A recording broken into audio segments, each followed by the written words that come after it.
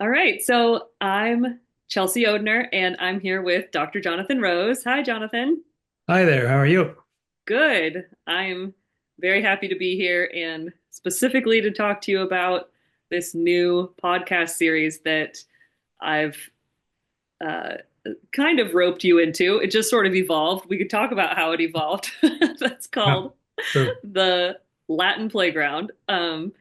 And it's going to be coming out in January 2025, starting to release episodes, and um, we'll see how long we go for. But so, really, what this podcast is, it came about actually because we have some interest, in our staff and in the publishing staff actually, who are independently very interested in Latin. And that was like such a perfect fit because we are probably one, we're a unique organization at the Swedenborg Foundation that we are so into Latin translation because Swedenborg wrote in Neo Latin. And so a huge part of what we do and what you do is translate Swedenborg's books into modern accessible English. And there is this risk that unless we keep uh, you know, interest and knowledge alive around not just Latin. Latin itself isn't going anywhere, but specifically Swedenborg's Neo Latin, people who really get what that is and understand what's involved in translating Swedenborg's Neo Latin is it's like this interesting critical facet to everything we do. And so it's sort of this idea for this podcast grew out of us thinking, hey, let's do a little bit of a Latin study together. Let's study Latin. Let's get you to teach us some Latin, but let's not just keep that to ourselves. Let's share it. Let's like do this Latin study together and share it publicly through a podcast. And you might think, is that not the best fodder, for a podcast? But the thing is, when we are interfacing with Swedenborg's Neo-Latin, it's not just language translation, it's spiritual wisdom language translation. You just get into some really amazing stuff. And so I'd love to hear from you right now about what it was like for you to be, invited, the whole prospect of the Latin playground, and then uh, we'll go from there, but I'd love to hear about and share with folks what Latin translation is like for you, and specifically, what's kept you in the game so long. Clearly you've got some staying power that you've been translating Latin for many years now, and clearly it feeds you, or you wouldn't be doing it. So, like, we want to know. There's, as with so many things that Swedenborg talks about, there feels like there are multiple levels to it. Um, just the level of what you might call earthly language of English, Latin, other languages, they're so fascinating and there's something endless about them. Each language is a little world unto itself. And it takes a long time to get to know a language. And it's so interesting that even when you grow up speaking a language, that doesn't mean you have an analytical understanding of why you place that adverb before or after this other, modal verb or something. And so the analysis of language is an additional layer.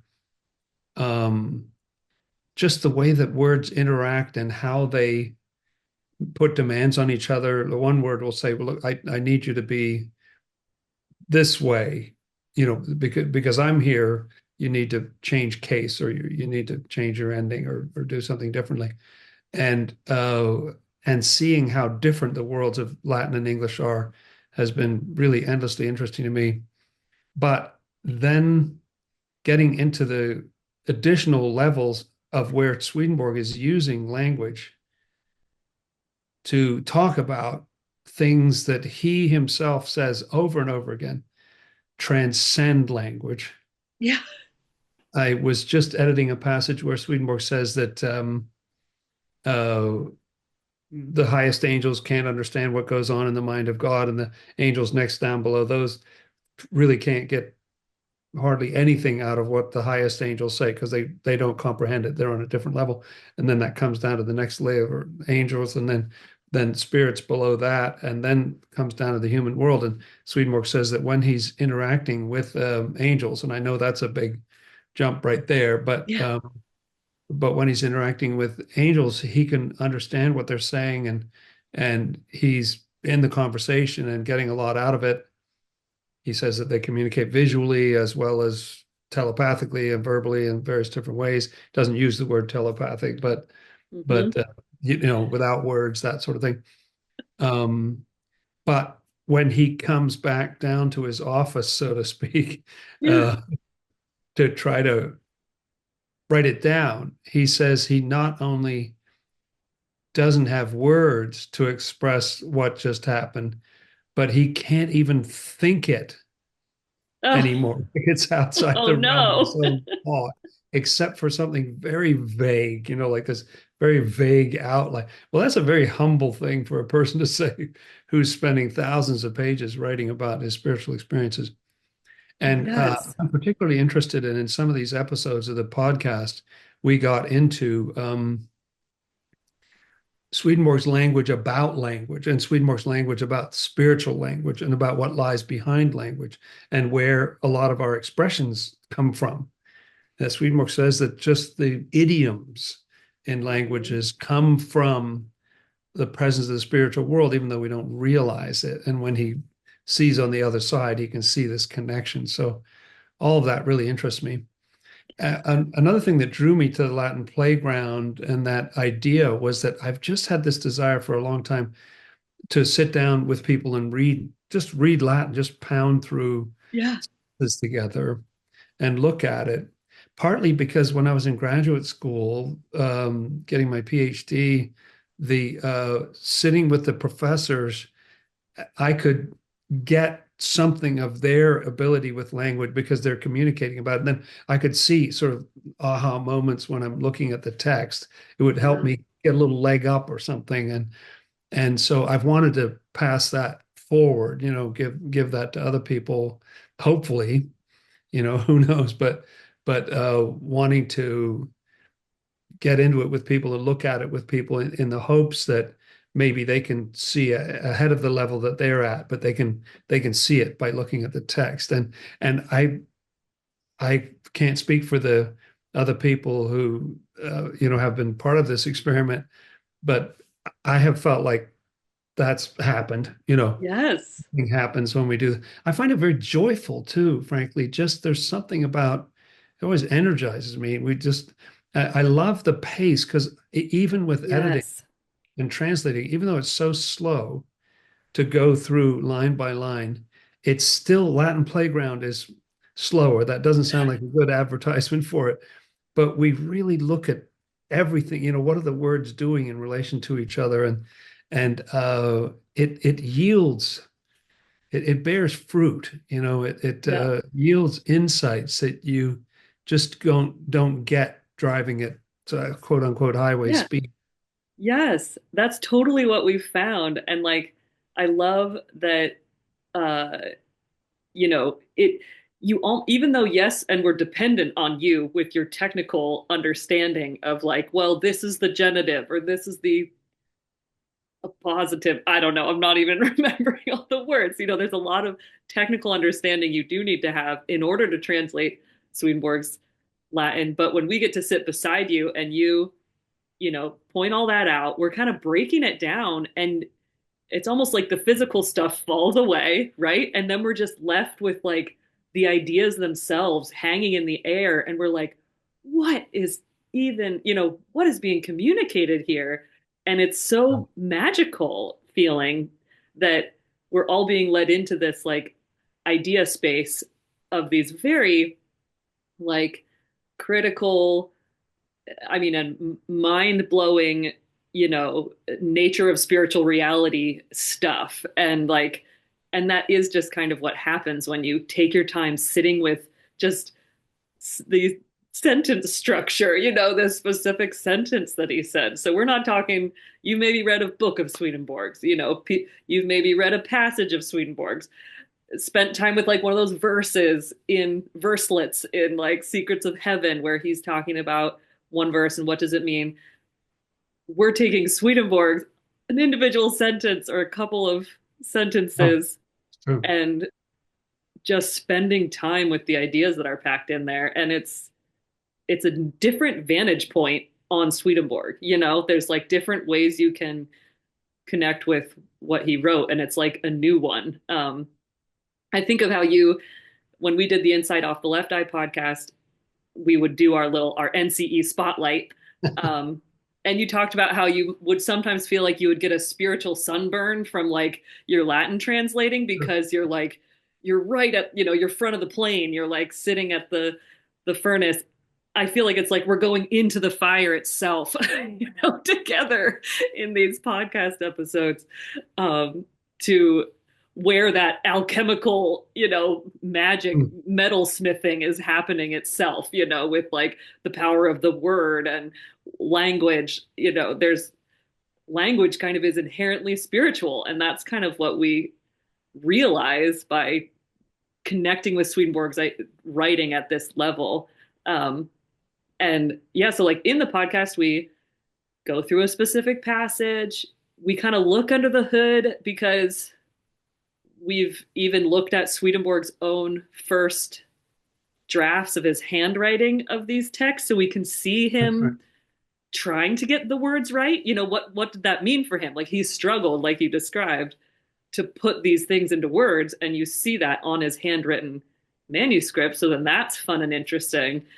It feels a bit like we get to go alongside Swedenborg when we break it down to this level. Like he's translating from his spiritual experiences, and then we're translating from the Latin to the English. And you kind of have to go slow because there's so much packed in there, you know? Yes, and the passages that as I edit, I underline these gems. I use different colors as I'm editing, and so I'll use one color for there's an issue here. Maybe we should look at this or research it, and a different color for I love this. And sometimes write things in the margin. I use green, purple for the former, and green for the gems, and and so out of those gems is where a number of these have come, when especially gems that are about language, about spiritual language, how language works. I thought it would be interesting to look at Swedenborg's language about language and about spiritual Yes. language. And that Yeah. isn't the only topic that we cover, but that's a focus of a number of the episodes. Right. Yeah. And it feels to me the image that I'm getting from this is that in the volume that I've just been editing, Secrets of Heaven, Volume 12, the Ten Commandments are delivered, and it's very dramatic. God comes down on the mountain, and there's thunder Yeah. and Yeah. lightning, and the mountain is covered in smoke, and it's something divine coming all the way down and then touching something of the earth, and I feel like there's something of that when you look at this spiritual content coming right down into the ablative and the passive Yes. voice, and it's coming Yes. right down to these earthly language and these terms. And Yeah. so it's fun, and it does feel a little bit, although we lighthearted about it, it feels like sacred ground. Right. Yeah, it's Yeah. powerful. It is. Yeah.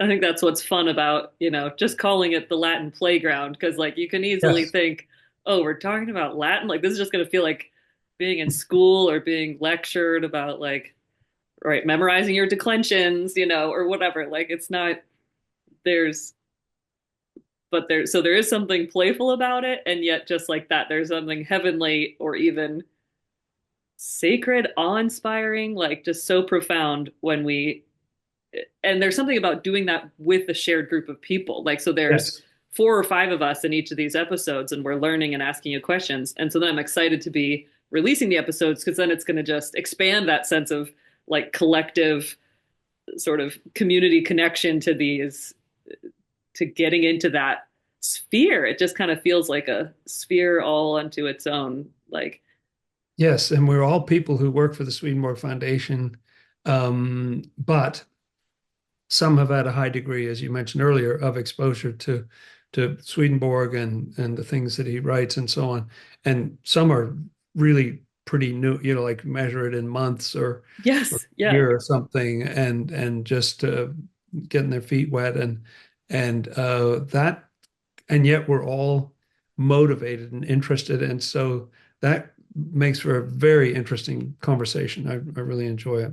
yeah. It's a different way of interfacing with Swedenborg's ideas and from the get-go. Like a lot of people maybe have heard of Swedenborg, and so then they might get interested in studying his Latin.